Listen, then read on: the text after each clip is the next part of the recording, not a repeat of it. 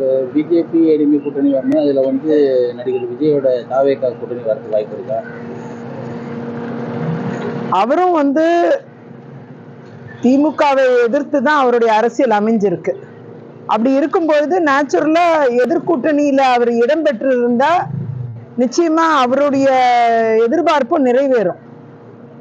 அப்படி அவர் வந்து கூட்டணியில வரணுங்கிறது அவர் முடிவெடுத்தாருன்னா அது ஒரு நல்ல விஷயமா தான் நான் பார்க்கிறேன். அவர் எடுக்கக்கூடிய முடிவு அவருடைய கட்சி எந்த அளவுக்கு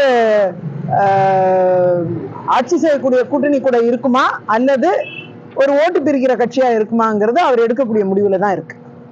கட்சி என்ன கூறுகிறதோ அதன்படி சட்டமன்றத்தில் போட்டியிடாம இருப்பது கட்சியின் முடிவை பொறுத்தே இருக்கிறது.